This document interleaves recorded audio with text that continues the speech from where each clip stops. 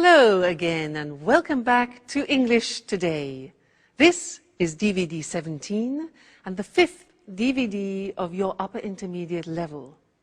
And in this DVD, we'll begin with another 2 episodes of our story, That's Life, followed by our special TV programs, where our culinary experts will be talking about how to set the table.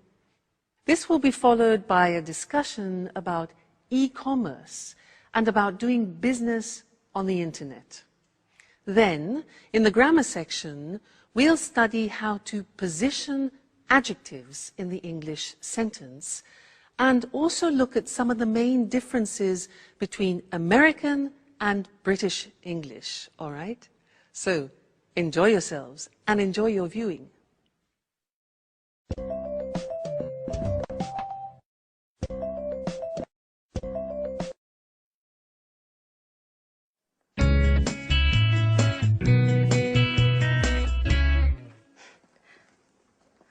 I knew it. It couldn't have been different. But watch out! Oh, God. Did you hurt yourself? Oh, no. You should watch where you're going. Oh, no. Oh, no. I'm just walking into things. You know, I'm a bit absent-minded. When I was a kid, I was always falling over. I was always covered in bruises. But, oh, excuse me now. The first full moon of the summer. Just wonderful. Hey, what's the full moon got to do with anything? No, nothing. Come on, please. Tell me what you're reading. It's just a beautiful love story full of passion. It's a love story between a young lady of the nobility and a farmer. The girl's father wants her to marry a lord and is against the relationship.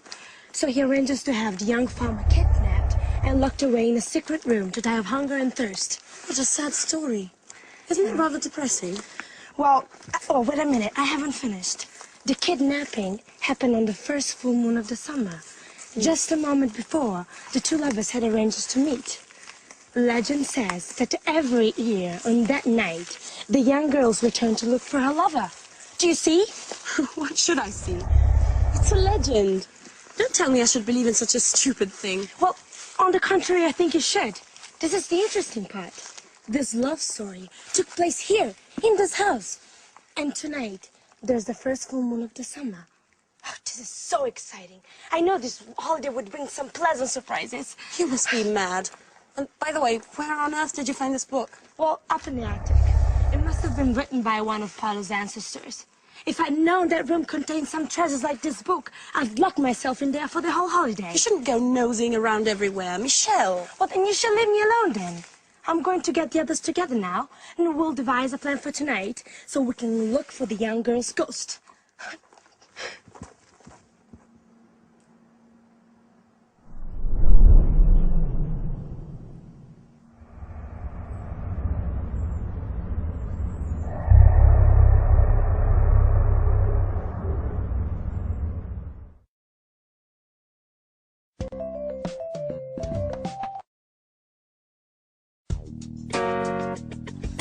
Hey, Sarah!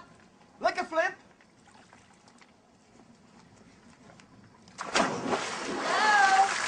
Hello.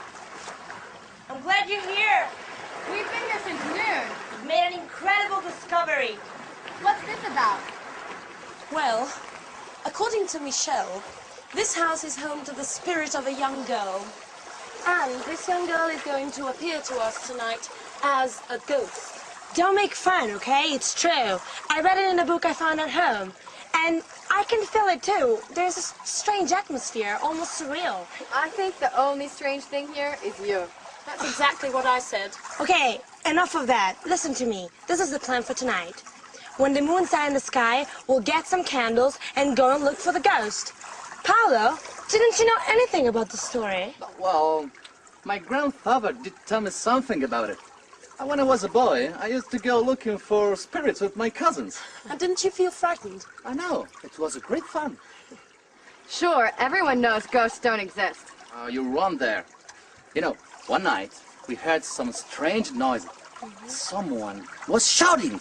Oh, we were so scared. And we ran up to our rooms and my youngest cousin cried for 2 days. He was so terrified. What rubbish. I think you just invented the whole story. Okay, stop arguing. Paolo and I are going to look for the ghost tonight. Sandra, you coming with us? Well, I don't really believe in these things, but if you're both going, well, why not? It'll be a bit of change from the other evenings. And, by the way, I'm quite curious to find out whether this ghost really exists or not. Sarah, are you coming with us? Oh no, I don't believe in spirits, and I don't do such stupid things. I'll just stay in my room and read. Oh, come on, Sarah. Don't be the usual spoilsport. Come with us. You'll see it. It'll be fun. Don't insist. I said no. That damn pub. She wouldn't be like this if it hadn't burned down. I know, you're right. Let's try not to let our problems get us down. Sandra, can you call Mike and Anne? And we'll tell them what's the plan for tonight. Okay. Ghost hunting under a full moon, yeah.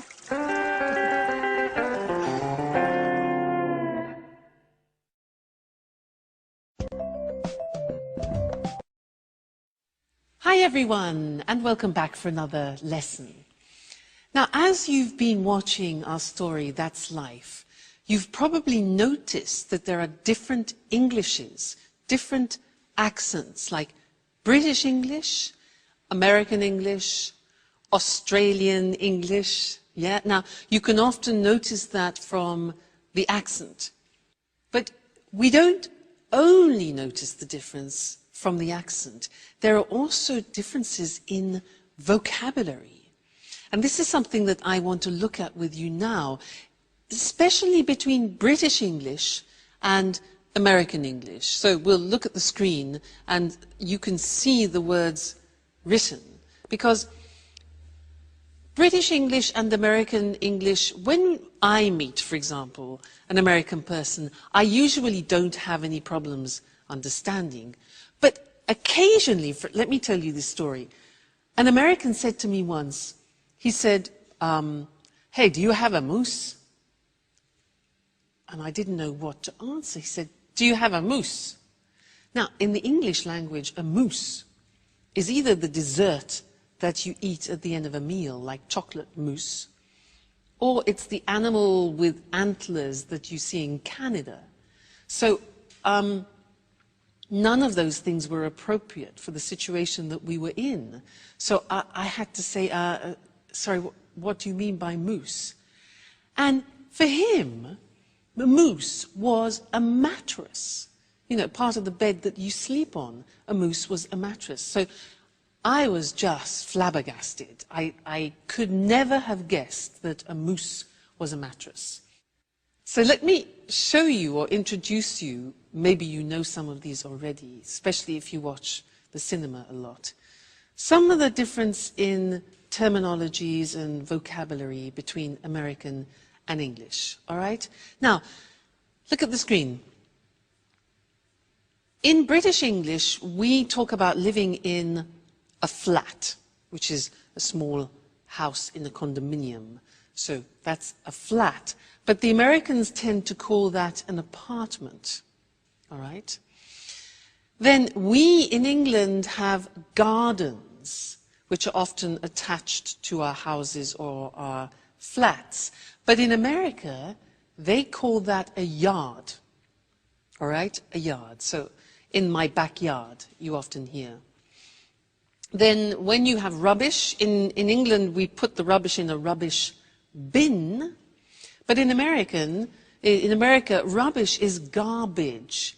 So they put their rubbish in a garbage can. So rubbish bin, garbage can. If I say in British English, I'm going to town, the Americans will say, I'm going downtown. I'm going downtown. In England, walking along the streets, the part beside the street itself, beside the road, is called a pavement.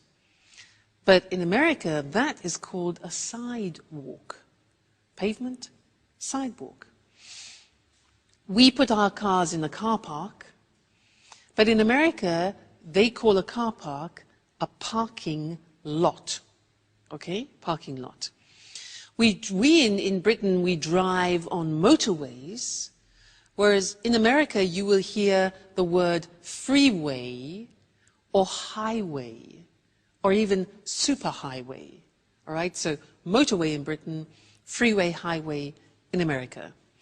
Then when all the roads come together, we call that in English a junction. But the Americans call it an intersection. Junction, intersection. When we are traveling in our cars, we go and we buy petrol. The Americans buy gas or gasoline. For us, gas is a liquid air. So, gas, gasoline, in British English is petrol. Okay? Then, in England, we go to the cinema. In America, they prefer often to use movies, go to the movies.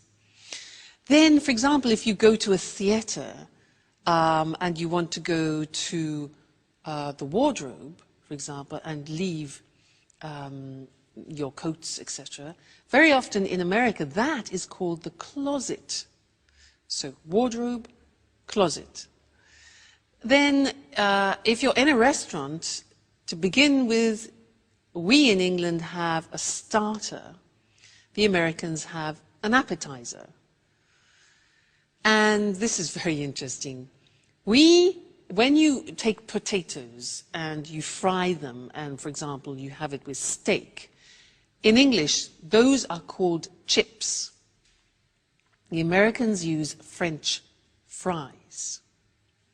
Now, in English, when you have a bag, for example, at a party, if you're having an aperitif, we often have nuts and what we call crisps. Now, crisps are very thin pieces of potato, chopped up very finely, and then cooked, usually in hot oil, and put in plastic bags.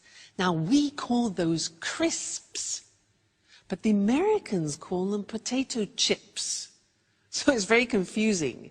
For us, chips is what you have with steak, and the crisps are the things that you have in the bag, all right?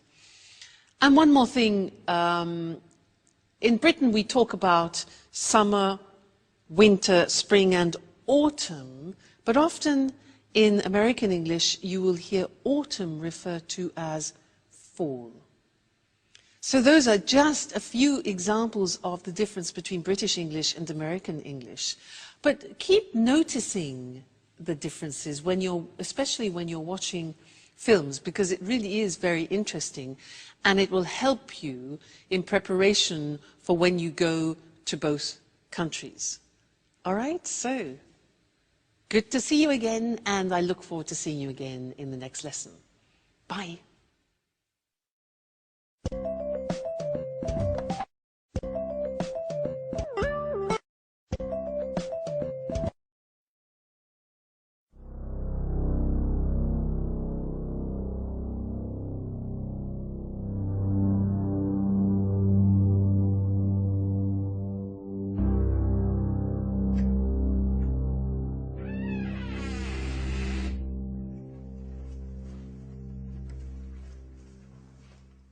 So, this is the abandonment?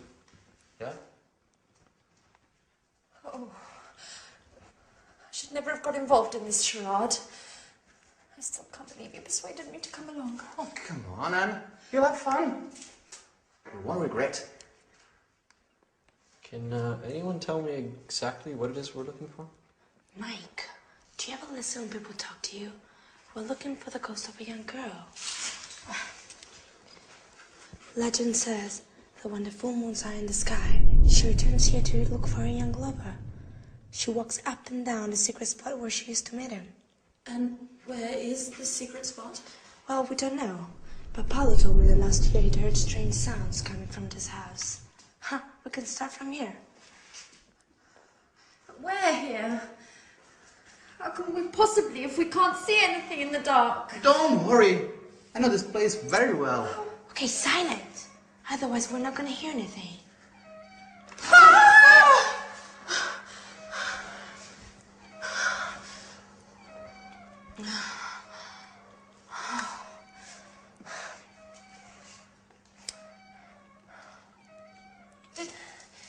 Did anyone ask Sarah if she wanted to come along with us? Of course we did. She isn't interested. She doesn't believe in ghosts! Well, you know, you still should have insisted. It's not nice to leave her all by herself at night. Okay, can we please start searching again?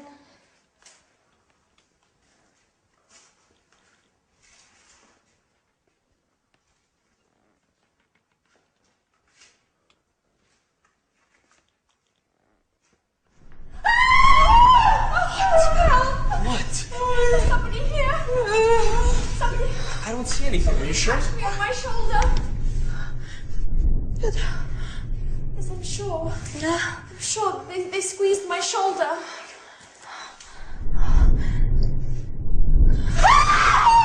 It's me! What an idiot, Paolo! Oh. Okay. Now that we've solved that mystery, silence everyone, and let's continue. Well, to be honest, this place is kind of Creepy. creepy, yeah?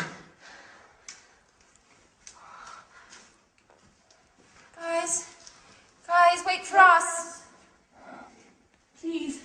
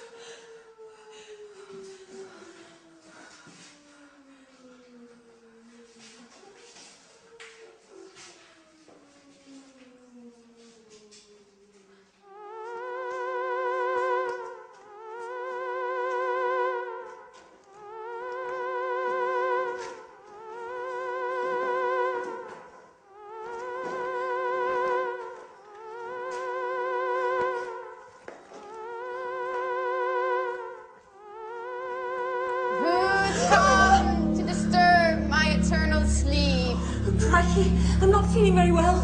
I think I'm going to faint. Shut up! Well, no, we read about you and we want to get to know you. I don't like intruders. Do you know what happens to the people who cross my path? What happens? A horrible death. You must choose between being burnt alive or being eaten by wolves. Oh my God. Listen, Miss Lady Ghost. I think there must be some misunderstanding here. We're all going to leave now and let you look for your lover in peace and quiet. Right, everyone? Don't move an inch. It's too late. Your fate has been decided. Oh, I beg you, please don't kill us. I didn't even want to come. They forced me to come with them. Really? Be quiet! Now, all of you, close your eyes and put your hands up in the air. And now...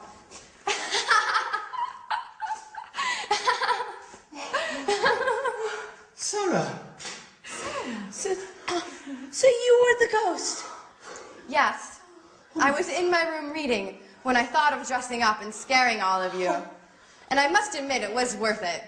You don't know how funny you all looked. Your face is white with fear, and your voice is pleading for mercy. I've never had so much fun. Yes, but you gave us all a big shock. Yeah. Yes. But if it's made the old Sarah come back, then long live ghosts!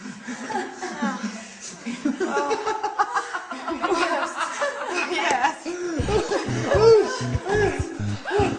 Oh my God.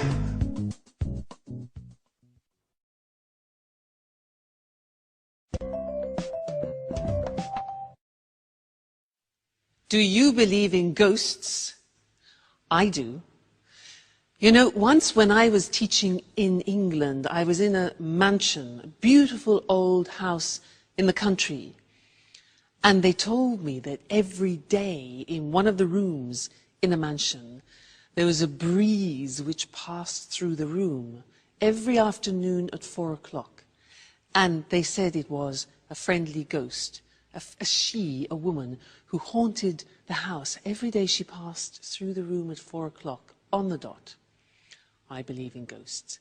They're all in Scotland and Britain, I think, in general. Now, I want to do something with you in this lesson related to English adjectives. If you look at this bag, if you want to describe this bag, you could say it's big, you could say it's brown, it's useful, it's casual. So these are a few adjectives which you could use to describe the bag. Now, the problem is if you want to use more than one or two adjectives before the noun, how do you order them? Do you say it's a big, casual, useful brown bag, or it's a brown, big, casual, useful bag? That's the problem. Well, in English, there is an order, a specific order, which we're now going to look at on the screen together, so that you can decide every time you're using adjectives what order to put them in. Let's take the bag. So look at the screen. The first adjective that we would say is the adjective of opinion. So adjectives of opinion are, for example, interesting, boring, fascinating, in this case, useful, okay, or even casual. Then we talk about the dimension or the size. So it could be big, small, thin, thick. In this case, the bag is big. After we talk about the age, is it new, is it modern, is it ancient, is it old? And I think we could say about this that it's a new, more or less, a new bag. So far we have a useful, big, new bag. Then we talk about the shape. This bag is square. It could be oval. It could be round. So we've got shape. Then we talk about the color.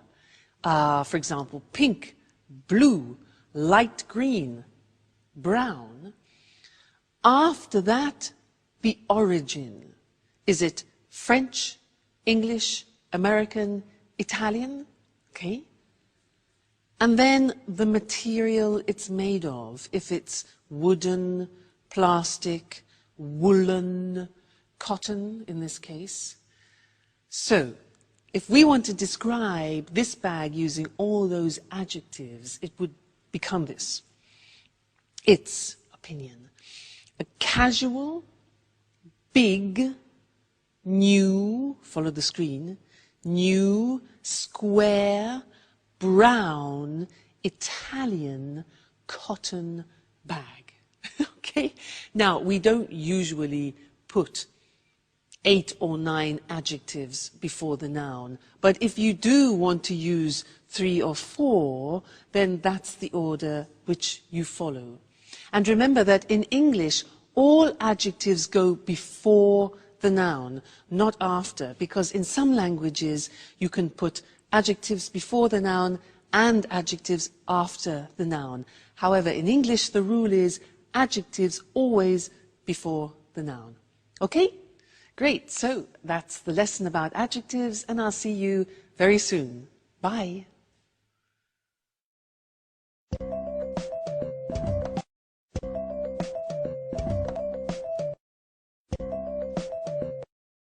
Welcome to Cooking Today. Hi, Lisa. Good to see you. Good to see you again, Nancy. Lisa, tell us what you're going to talk about this time. I've chosen a letter in particular. I've received so many. Here we are. It comes from Lynn.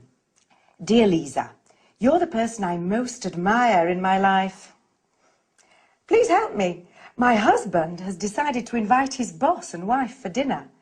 And I've no idea how to arrange a formal table setting. Husbands can be so insensitive. Well, dear Lynn, you don't need bone china, silverware or crystal to set an attractive table. Where does one begin? I'd start with the table covering. The ideal tablecloth for a formal dinner is a damask one, or a cloth with delicate embroidery. Can it be placed over a bare table? You'd better place a protective padded cloth underneath. What do you think about placemats? They're acceptable for every occasion except formal dinners. And table runners, aren't they pretty? They are, and very trendy nowadays since they come in a wide range of colours. Now, tell us about napkins. They're usually sold as a coordinated set with tablecloths. She's not supposed to use paper napkins, I suppose. Oh, it's considered a bit crass. You can use paper napkins for picnics. Is a napkin ring necessary? Why not? In the past, each family member would have one, either of wood or engraved silver. Today, they're available in many materials and styles. Now, what about dinnerware? I think that a set of one-coloured dishes would be very smart. Round plain plates, a side plate, and serving dishes are perfect. What about glassware? The best for formal dinners is a long-stemmed goblet of medium height. Lynn will need a wine glass, a water glass, and a flute for champagne. And cutlery. How do you arrange forks and knives? Forks are placed to the left of the plate. Spoons and knives to the right, with the blade facing the plate. At the top of the plate, you place dessert forks and spoons. Of course, carving forks and knives are necessary when serving roasts. I see. How do you feel about centerpieces? Well, a basket filled with fresh flowers would smarten the plainest of tables. You can also use candles. It's a real work of art. Yes, and a pretty setting makes food taste better. Thank you, Lisa, for this informative chat. It was a pleasure.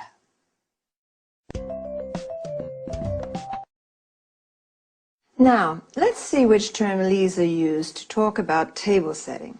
First of all, she said there are different kinds of table coverings. A tablecloth is what we use to cover the table with during meals. Placemats are individual settings for more informal meals. Table runners are long and narrow pieces of fabric which can hold several places. A centerpiece can be placed in the middle of the table, usually with fresh flowers as decoration. If you want to protect your table from stains or heat, you better place a protective padded cloth under the tablecloth. A napkin is what we use to wipe our mouths with while eating. Today, paper napkins are rather convenient, but don't use them when Lisa is invited. A napkin ring is a ring of different materials, fabric, wood, silver, which allows people to identify their personal napkin during family meals.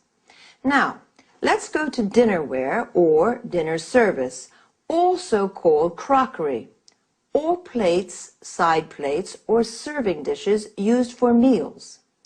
Glassware refers to glasses that can be wine glasses, water glasses, or flutes, used to drink champagne. A stemmed goblet is a tall glass with a stem used in formal dinners. Cutlery, commonly referred to as silverware, refers to forks and spoons and knives. Serving forks and spoons are used to serve food from the serving dish. That's all for this time. See you again next week.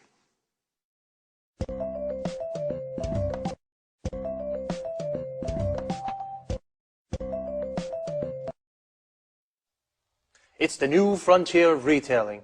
It's revolutionized the way we do business, and it brings in customers from all over the world. Of course, I'm talking about e-commerce. I'm Eric Brown, and this is Let's Talk, the the discussion program with our commentators, Tom and Marie. Good evening, everyone. Good evening. Well, what are your thoughts on e-commerce? Do you buy things online? Of course I do. I always book low-cost flights, and I also buy DVDs and books on the internet. As most people do, I shop online not only for the convenience, but also to pay the lowest price possible on any given item. I used to visit different websites to shop around for the lowest price, but now that automatic comparison shopping is possible, my browser automatically shows me the prices for the same DVD at different online stores on the web. I can easily compare prices and choose which one to buy. Marie, did you know that you're a typical online shopper? In fact, 52% of online shoppers buy books, 41% buy leisure and travel items, including holidays and flights, and 40% buy DVDs and CDs. Well, Eric, online shopping is very popular today. In the UK, for example, 48% of people regularly shop on the internet. Did you know that economists put the value of online shopping in the UK at £2.26 billion, and that the e-retail market is growing by 32% a year? Actually, that doesn't surprise me. E-commerce is having a huge impact on the way we do business. It's increasing markets, improving efficiency and effectiveness, and is transforming business processes. Tom, why are you so quiet? What do you think about e-commerce? Well, to tell you the truth, I'm very skeptical about e-commerce for many reasons. Why exactly are you skeptical? Well, let's start with the issue of security. Credit card details can be stolen, and it's possible to order goods from bogus companies, ones that don't really exist. There are also lots of scams to trick people into handing over their login details for online banking, and then their accounts are emptied. So, according to you, buying things online is risky. Yes. Also, you can't be sure you'll get the goods you ordered, and if there's something wrong with them, who pays for the goods to be returned? You do. Tom, I agree with you, but up to a certain point. There are some problems with e-commerce, but these problems aren't stopping people from spending more and more online. At the same time, e-commerce has many advantages for business people. Could you explain some of these advantages, Marie? Well, it's cheaper for a retailer to set up a website than it is to rent a shop, fit it out, and pay someone to work there. Besides, a website has global reach, so customers can come from all over the world. Okay, an interesting discussion. But I'm afraid, yet again, we've run out of time. Once again, I'd like to thank our commentators. Thank you. Thank you. And goodbye to everyone. And see you again next week for another edition of Let's Talk. The topic today was e-commerce, electronic buying and selling. More specifically, we spoke about e-retailing and online shopping. Retailing is the selling of goods directly to consumers. Consumers are the people who buy goods. Online means with the internet. So, online shopping is buying things on the internet. The e-retail market, that is the selling of goods online, is growing. Well, online shopping has its positive aspects and negative aspects. Marie said you can find the lowest price thanks to automatic comparison shopping. Automatic comparison shopping means your browser, the program you use on the internet, automatically shows you the prices of the same products at different online stores. An online store is a virtual shop on the web. The web is another word for the internet. With this kind of shopping, you don't have to shop around. To shop around means visit different shops to look for the lowest price.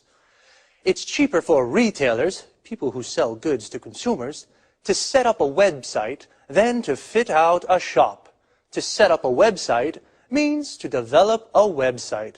Notice how we say to fit out a shop. This means to make a shop ready for use. For example, add shelves, lights, mirrors. Tom, on the other hand, is skeptical about e-commerce.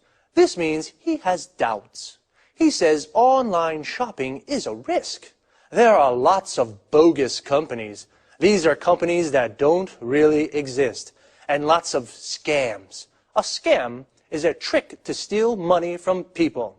Again, we have run out of time. To run out of something means you have finished it. So, goodbye and see you again soon.